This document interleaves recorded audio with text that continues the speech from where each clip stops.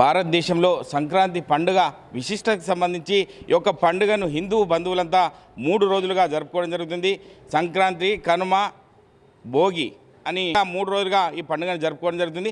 అందులో భాగంగానే పండుగకు సంబంధించిన విశిష్టత గురించి మన సిద్దిపేటలో ఉన్నటువంటి ప్రధాన అర్చకులు చిలకమర్రి వెంకటరమణ గారు మనతో ఉన్నారు. వారిని అడిగి తెలుసుకుందాం. చెప్పండి పంతులు, సంక్రాంతికి సంబంధించి 3 రోజులుగా జరుపుకోవడం జరిగింది. పండుగకు సంబంధించిన ప్రత్యేకత ఏమిటి? ఆపదామపహర్తారం దాతారం సర్వసంపదాం లోకాభిరామం శ్రీరామం భూయో భూయో నమామ్యహం. ముందుగా అందరికీ సంక్రాంతి శుభాకాంక్షలు.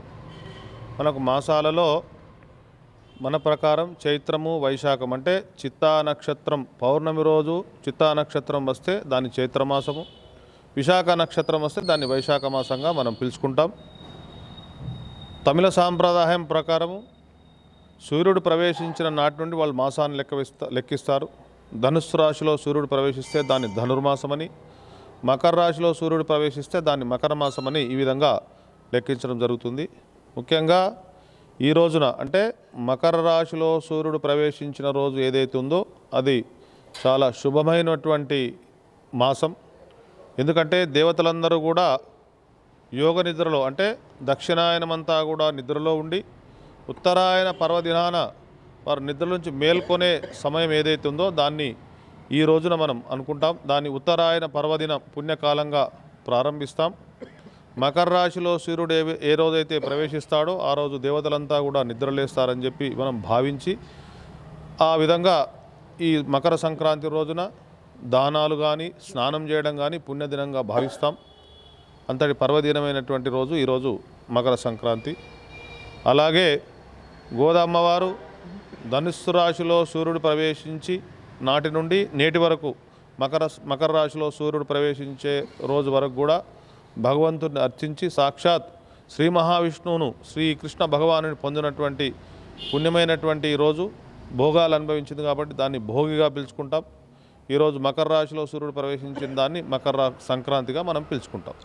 అదేవిధంగా హిందూ బంధువులందరూ కూడా ఒక్క తాడిపైకి వచ్చి అంటే మన కుటుంబంలో ఉన్నటువంటి అందరూ కూడా ఉమ్మడి కుటుంబంగా ఉన్నవారు ఈ యొక్క ముగ్గులు వేసుకుంటూ అంటే చిన్నపిల్లలు సైతం కైట్లను ఎగరేస్తూ కూడా ఈ పండుగను ఎంతో సంతోషం వ్యక్తం చేస్తూ ఆనందాన్ని వ్యక్తం చేస్తూ జరుపుకోవడం జరుగుతుంది. ఆ విషయంలో మీరు ఏం చెప్తారు పంతులు?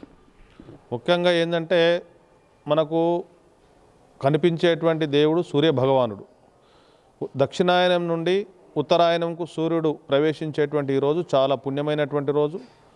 ఆ విధంగా భగవంతుడు మన ఇళ్లలోకి ఆహ్వానించడానికి రంగవల్లులతో ముగ్గులతో ప్రతి ఒక్క ఇంటి ముందు కూడా ముగ్గులు వేసుకొని భగవంతుడిని స్వామివారిని మనం ఇళ్లలోకి ఆహ్వానిస్తుంటాం. అదొక శుభదినమైనటువంటిది. అట్లాగే మనకందరికి కూడా భగవంతుణ్ణి ఆరాధించడానికి ఈ పిల్లలంతా కూడా ఈ పతంగులు కైట్లు ఎగిరేసి ఆ విధంగా కూడా స్వామివారిని స్వాగతం పలుకుతారు. ఈరోజు సూర్య భగవాను ముఖ్యంగా ఉత్తరాదిలో పోతే ఉత్తరాయణ పుణ్యకాలం సందర్భంగా మకర రాశిలో సూర్యుడు ప్రవేశించగానే అందరూ కూడా నదీ జలాలలో స్నానాలు ఆచరిస్తారు, దాన ధర్మాలు చేస్తారు ఉత్తరాదిలో.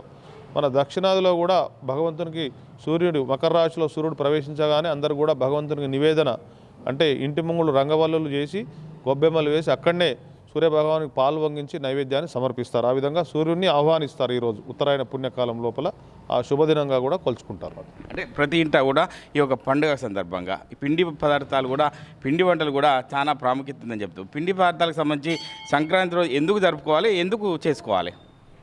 సంక్రాంతి అనేది చాలా పెద్ద పండుగ. ముఖ్యంగా ముందు రోజు వచ్చేటువంటి భోగి సకల భోగాలు అనుభవించడానికి మన ఇంట్లో ఉన్నటువంటి పిల్లలందరికీ కూడా ఈ పిండి వంటలు ఇవన్నీ చేసి నైవేద్యాలు సమర్పించి వారికి భోగి పండ్లు పోస్తాం మనం. ఈ విధంగా పిల్లలందరూ కూడా సకల భోగాలు అనుభవించాలి అని చెప్పి ఆ విధంగా జరపడానికి మనం పిండి వంటలన్నింటినీ కూడా చేసుకుంటాం ఈ రోజున. పంటలకు సంబంధించి ఒక రైతులకు సంబంధించి ఏం చెప్తారు పంతులు?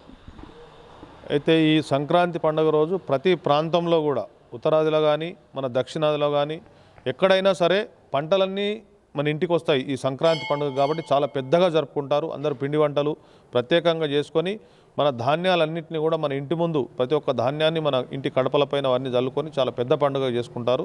ముఖ్యంగా రైతులకు ఇది పెద్ద పండుగ కాబట్టి చాలా పెద్దగా జరుగుతుంది. గ్రామాలలో కూడా సంక్రాంతి పండుగ చాలా పెద్దగా జరుగుతుంది. ఈరోజు మన హిందూ బంధువులందరికీ సంక్రాంతి శుభాకాంక్షలు.